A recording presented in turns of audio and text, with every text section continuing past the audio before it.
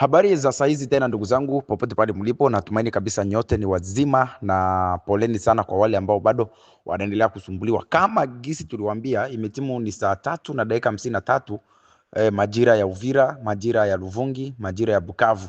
Ndugu zangu, nilitaka niwaambie kitu kimoja. Natumaini kuna watu ambao wanakuja kuniuliza sana, hizi taarifa je, ni za kweli? Ndio, ni za kweli, kwa sababu zina uhakika ndani yake kuwa M23 wanaanza kupigana wao kwa wao. Na kwa nini wanapigana wao kwa wao? Ni taarifa ambazo tutakuja kuwapatia kesho ili mjue, kwa sababu walio wengi walishindwa kuelewa kwa kadiri nilivyotoa ile taarifa ghafla tu. Wengi wanabaki hawaelewi ni kitu gani kinaendelea, lakini acha niwaambie, hiyo ndio kweli. M23 wanapigana wenyewe kwa wenyewe, wandishaanza kupigana wenyewe kwa wenyewe. Lengo ni nini? Lengo zaidi ni kwa sababu pale Uvira kumekufa watu wao na wanapigana entre M23 RDF. Unaona, yani RDF na M23 sio watu ambao wako pamoja. Ni makundi mawili ambayo yako tofauti.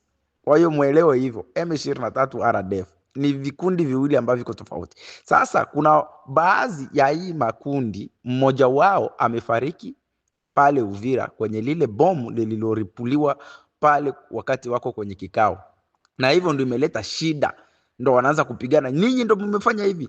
Wengine wanakuwa wanalaumu sisi hapana, wakaanza kupigana wewe kwenyewe, mpaka walitaka anza kuunguza magari. Niliwaambia hivyo mchana. Kwa hiyo msijali, na taarifa zote mtakuwa mnazipata hapa. M23 haina nguvu tena, wanakuwa kama vile bata ndani ya maji, pupu pupu pupu hivyo, hawajui waelekee wapi, hawajui waende wapi, hawana msimamo na hawana mwongozo tena, kwa sababu machifu wengi waliuawa pale na waliteketea pale.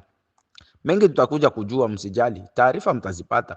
M23 haina nguvu tena ya kuteketeza, haina nguvu tena zaidi. Kwa hiyo ni kitu ambacho niliwaambia, kikubwa tu ni wewe kufollow hii page ili watu wengi wawe wanapata information za kweli na za ndani.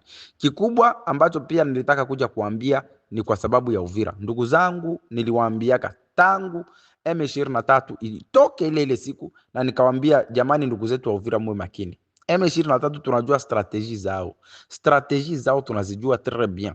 Kwa hiyo wanaweza wakatoka na wakaacha na andaa vijana mle, kwa sababu wana pesa na wanajidai kuwa wana pesa nyingi. Wanaweza wakaandaa vijana mle ndani na kuwapatia mateni na mabunduki na pesa ili wajifanye kuwa wazalendo. Wakati wazalendo wataingia, nao watajiweka pale pale, shangwe na vigeregere. Wazalendo wengi hawajuani, hawafahamiani, wanakuwa wanaingia gisi wanavyojisikia. Kwa hiyo nawapatia angalisho sana, msiwe kama akuja kuwa control final ambayo itafanyika Uvira, matatizo yataendelea kuwa mengi sana, kwa sababu sasa hivi unaanza kusikia sehemu fulani kunaporewa, sehemu fulani kunaporewa, sehemu fulani kunaporewa, wananyang'anya masimu. Hiyo zote ni kwa sababu M23 ipate sifa ya kusema labda wenyewe ndo walikuwa wanaweka usalama ndani ya Uvira, lakini sivyo. Lakini mambo hayo yote kufatana tu na viongozi, kwa sababu hawajafika Uvira. Walio wengi hawajafika Uvira. Wakifika Uvira, natumaini vyote vitaisha, kwa sababu kutakuwa kontrole kubwa. Na muliona FRDC inaenda kulinda Banyamulenge. Kuna Banyamulenge ambao wamekwenda kulindwa, na wa FRDC wengi wamechukua zamana ya kuwalinda wale Wanyamulenge ambao wako pale.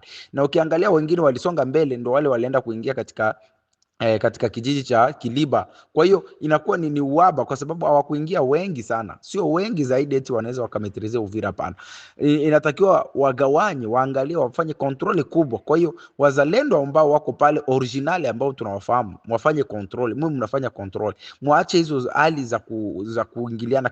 Kama najua sio wazalendo ambao wanakwenda kuingiliana, ila ni M23 ndo iliyobaki pale, ili cree bajene na ilijiinfiltre kuwa mateni civil, na wakati wazalendo waingia, nao wakaanza kuchukua hizo bunduki, na wakati nafika usiku wanaanza kufanya hayo maafa. Kwa hiyo kuweni makini sana ndugu zangu, tusiwe tukaingiliwa vibaya sana na tukapoteza vijana wengi, tukapoteza sifa ambazo tuko nazo. Kesho anza kusema kuwa wazalendo ndo wako hivi, FRDC wako hivi. Leo wanaanza kusema eti Ibu ambaye alitoka ni force special, hawajawahi kupiga bunduki kwa raia, na hata pigaka bunduki kwa raia hata siku moja.